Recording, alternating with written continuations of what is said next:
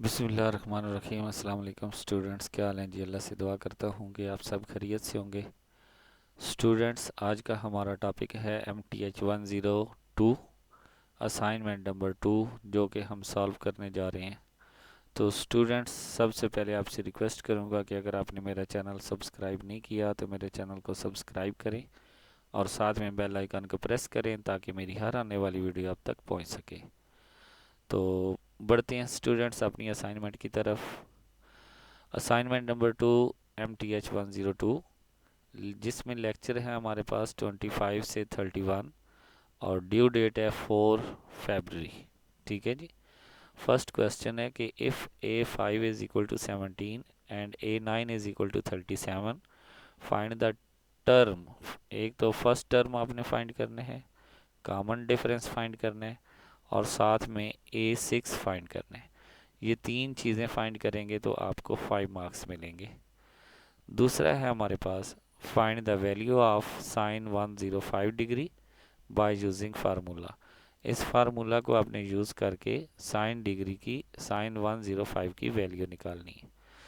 तीसरा है हमारे पास शो डैट। ये हमें फार्मूला जो दिया गया है इसको हमने शो करना है कि ये दोनों साइडों पे इक्वल है या नहीं है।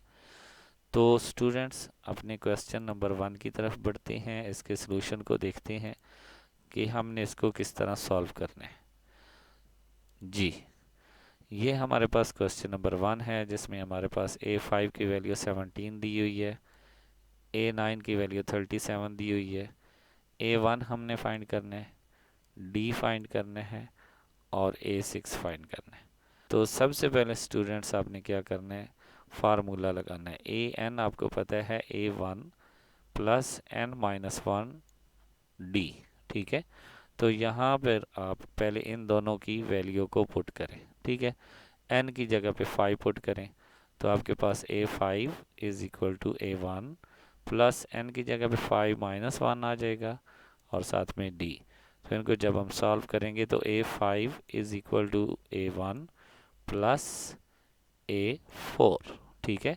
A1 प्लस 4D आ जाएगा, 5 माइनस 1 4D।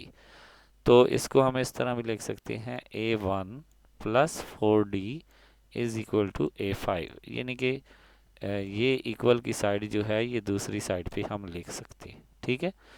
तो अब आपको पता है कि A5 किसकी इक्वल है, 17 की इक्वल। ये हमने 17 लिख लिया, इसको हम इक्वेशन नंबर 1 कह देंगे। ठीक है। ये गलती से लगा दी है, इसको आपने काट देना है। ठीक है। ये हमारे पास इक्वेशन नंबर 1 आ गई। अब आपने दोबारा AN वाला फार्मूला लेना है।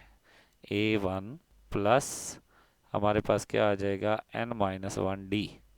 तो इसमें हमने A9 को यूज़ करना है तो n की जगह पे 9 आ जाएगा। तो ये हम जब इसको सॉल्व करेंगे तो ये क्या आ जाएगा, A1 प्लस 8D। और A9 किसकी इक्वल है, 37 की इक्वल। ये हमें गिवन है, यहाँ पे देखें। ठीक है। तो इसकी जगह पे आपने 37 पुट कर दिया, फिर आपने इसको क्या कर दिया, सीधा करके लिख दिया। ओके जी। अब ज़रा आप गौर करें, वो कह रहे हैं कि सब्ट्रैक्ट 1 फ्रॉम 2। जो ये 1 वाली इक्वेशन आपने नाम दिया है, इसको आप दूसरी में से क्या कर दें, माइनस कर दें।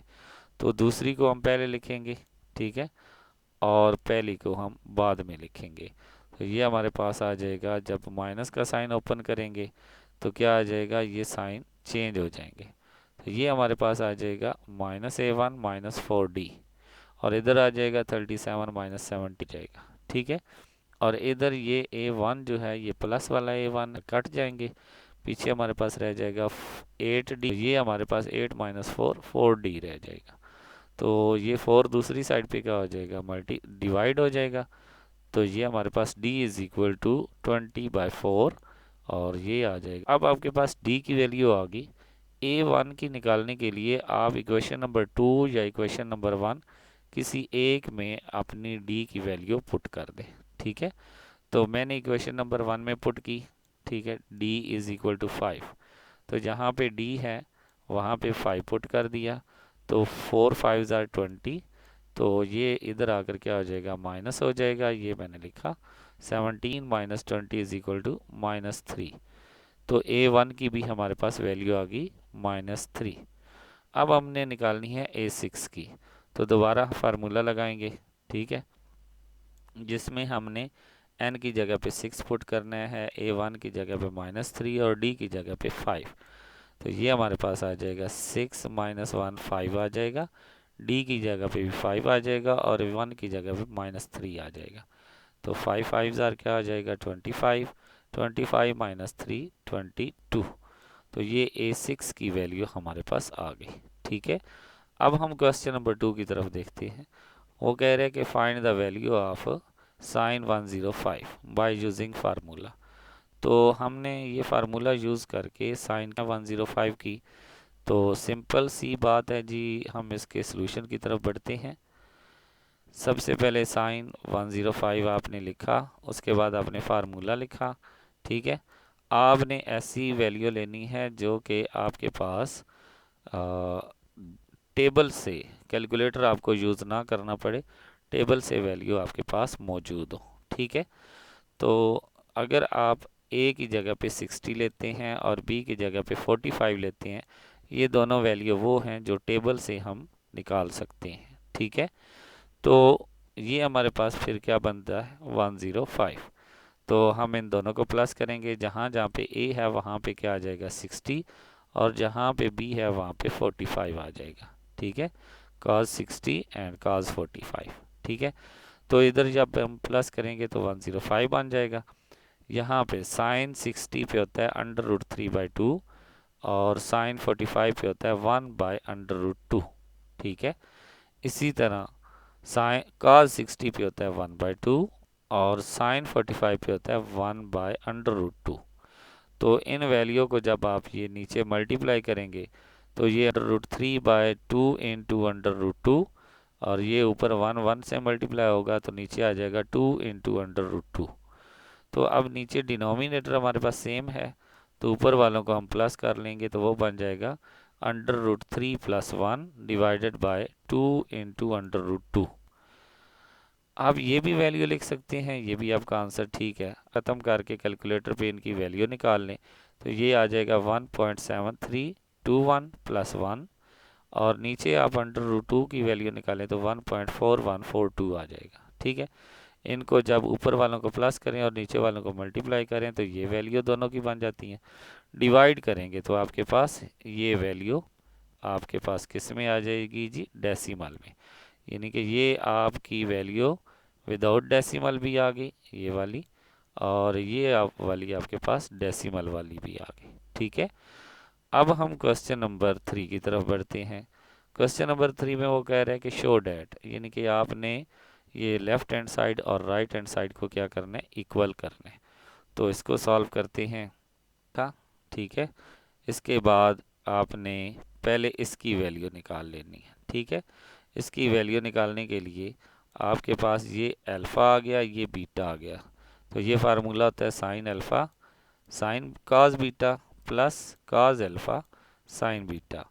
तो ये π/6 किसकी इक्वल होता है, 30 डिग्री की इक्वल होता है, ठीक है। तो ये हमारे पास 30 डिग्री आ जाएगा। क्या करना है, साइन थीटा तो ऐसे ही आ जाएगा, ऐसे में कोई वैल्यू ही नहीं है। cos 30 पे होता है √3/2 और ये cos ऐसे ही आ जाएगा और साइन 30 पे होता है 1/2। जब आप इनको सॉल्व करेंगे तो √3/2 पहले आ जाएगा और इधर 1/2 पहले आ जाएगा, ठीक है। तो ये आपकी इक्वेशन नंबर 1 कह लें, ठीक है। अब आप इसकी वैल्यू निकालें, ये दूसरे वाली की cos की। तो cos का फार्मूला पहले लिखें थीटा प्लस बीटा।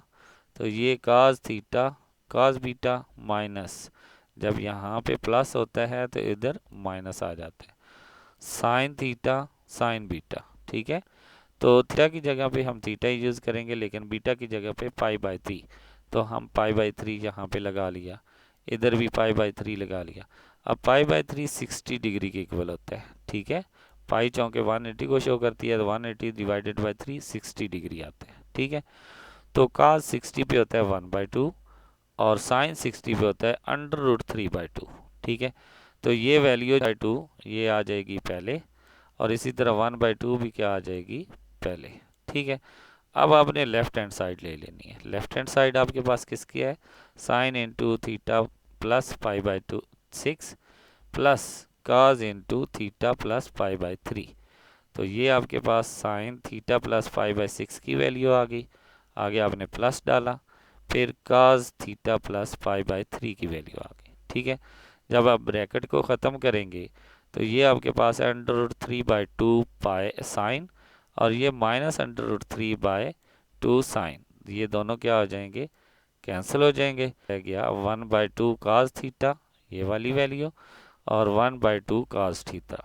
इन दोनों को आप प्लस करेंगे तो नीचे 2 आ जाएगा डिनोमिनेटर, ऊपर काज प्लस काज क्या आ जाएगा, ये हमारे पास 2 काज आ जाएगा।